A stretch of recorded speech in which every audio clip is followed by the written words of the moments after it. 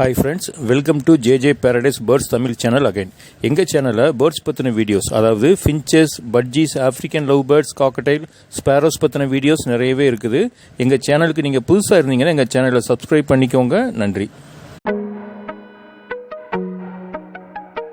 இந்த வீடியோவில் நீங்கள் வளர்க்குற உங்கள் பெட் பேர்ட்ஸுக்கு குறைஞ்ச செலவில் நீங்களே உற்பத்தி பண்ணி கொடுக்கக்கூடிய முக்கியமான ஹெல்த்தி ஃபுட்டை பற்றி தான் பார்க்க போகிறோம்.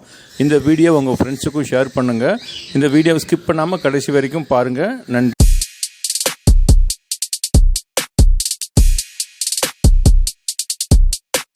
வீட்டில் நாம் வளர்க்குற பேர்ட்ஸுக்கு ரெகுலராக தெனை, சீட் மிக்ஸு, கீரை, வெஜிடபிள்ஸ், ஃப்ரூட்ஸு, தென் சோளம், கோதுமை, எக் ஃபுட், இது மாதிரி இன்னும் நிறைய ஃபுட்ஸை சாப்பிட கொடுத்து பழக்கியிருப்போம்.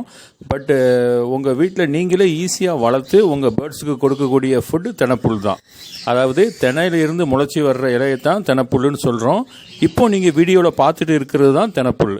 இந்த தெனைப்புல்லில் நீங்கள் உங்கள் பேர்ட்ஸுக்கு கொடுக்குற திணையில் எவ்வளவு சத்து இருக்குதோ அதே சத்து இந்த தெனைப்புல்லையும் இருக்குது. இதை பேர்ட்ஸ் ரொம்ப விரும்பி சாப்பிடும். இந்த தெனைப்புல்லை நாமளே நம்ம வீட்டில் வளர்க்கலாம்.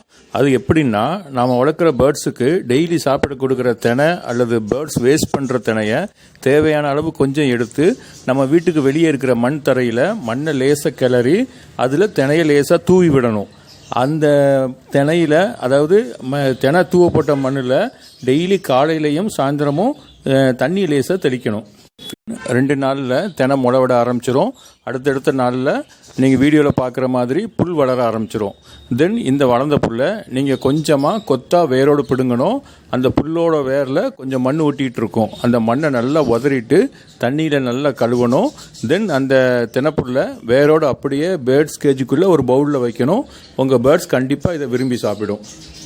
அது மட்டும் இல்லை, இந்த தினைப்புல்லை நீங்கள் வளர்க்குற சின்ன பேர்ட்ஸில் இருந்து பெரிய பேர்ட்ஸ் வரைக்கும் சாப்பிட கொடுக்கலாம். அதாவது ஃபின்ச்சஸில் இருந்து சன்கனூர் வரைக்கும் கொடுக்கலாம்.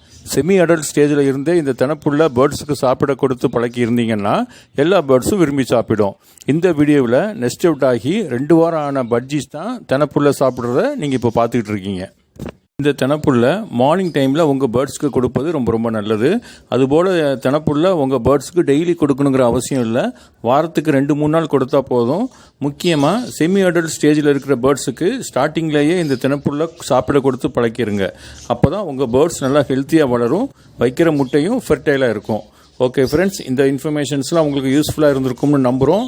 இந்த வீடியோ பிடிச்சிருந்தா உங்கள் ஃப்ரெண்ட்ஸுக்கு ஷேர் பண்ணுங்கள். நீங்களும் லைக் பண்ணி சப்ஸ்கிரைப் பண்ணிக்கோங்க.